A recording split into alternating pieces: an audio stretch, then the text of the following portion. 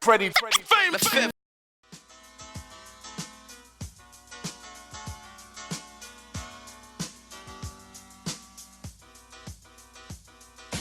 met him in a club hanging out one night. He said, "Hello, I'm George. Hi, life. How's everything going, huh?" Bam, bam, bam, you know what it is. Jorgie, Porgie. In Japan, they call me Ichiban. I'm at the Fame Studio Cafe with my brother from another mother, Freddie Fame. Dinner and interview? I'm all over that. World War Wings. A lot of people in life, when you're trying to do anything, will tell you you can't do this, you can't do that. I don't know who's watching this out there, maybe somewhere in another part outside North America. But yo, we live in Canada. I live in Canada. I am a black man, a Canadian. But I am in Canada, not Canada. I can do whatever I put my mind towards. Basically, in a nutshell, that's Jorgie Porgie.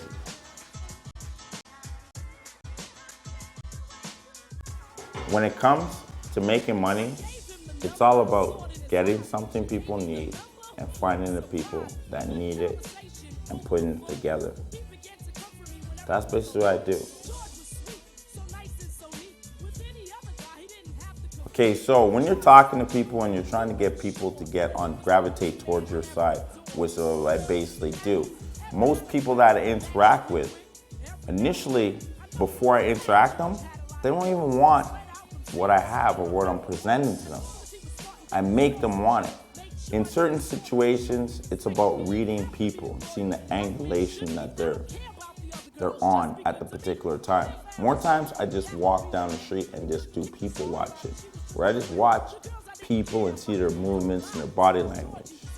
When you can catch certain people in a certain situation, like say a guy's in a liquor store, he's arguing with his girlfriend, and leaves the liquor store, he's saying his last words coming out of the door, he's saying, "Fuck you, I'm going wherever, I'm gonna do anything." I suck onto him and say, "Yo, I know where there's a party." Even though I have no idea where there is a party, but I know I have the potential to make a party happen. Then I have to facilitate what does he need and what does he want and how many people he's with and where can I take them. If I know a person that owns that spot or has a DJ, my DJ friends in their DJ, and I can slide them in. That's called gym screeching. That's how I suck down on stuff. And it's not like I'm bamboozling people, but basically if you encounter me, your night will turn from a great night to an incredible night. When people first started mixtapes like 89, 88, those type of years, basically it was artists were artists and they could rap, they could DJ, they could dance, b-boys, whatever, but they had no outlet. It was only until certain people who were other artists took it and presented it in a certain demographic that made them get their shot out. Basically, hip hop wouldn't exist, b-boying wouldn't exist, Run DMC getting a sponsorship with Adidas wouldn't exist until someone like me took the shit and put it out there in a different way. Now people call it bootlegging, but if you're sitting down with music that's dope, like imagine the first time you went to a concert and heard like a Wu-Tang Clan or a Jay-Z track and it just stimulated you in a certain way. If it wasn't for a person that bootlegged it and took it and presented it to someone, they would have never got on a mixtape. Then from the mixtape, it wouldn't have got to a studio, and from the studio, it wouldn't have been presented to you. So basically, if there's no bootleggers, there's no existence of the true essence of life.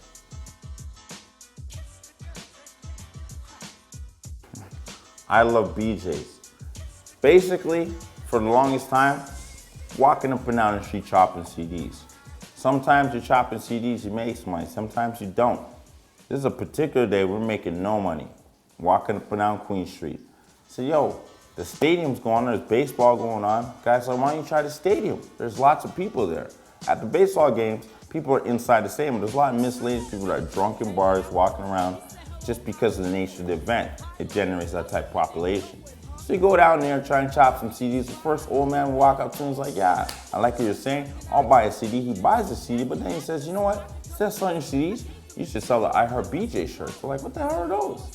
Go back to my boy's crib, get on the internet, Google it, I Heart BJ. It was like a charity Lacenza did or someone else did for a month or two or whatever.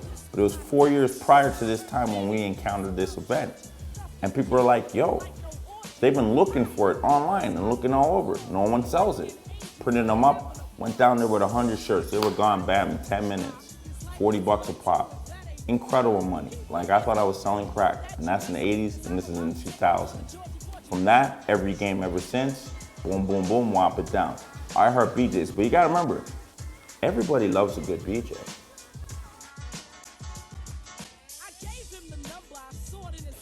Don't so much watch what other people are doing.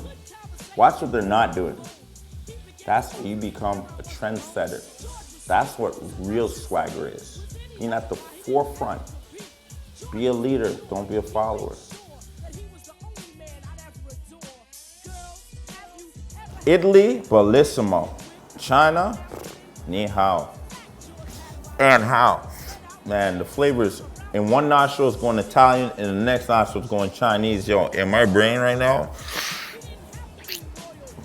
my mouth's watering. World War Wings!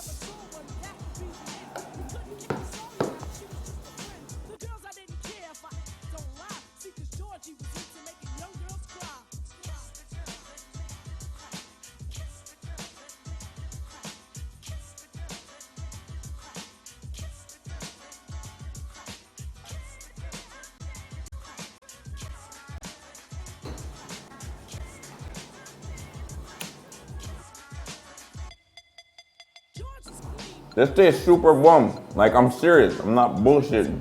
This tastes fucking bomb. I gotta taste this Italian stuff.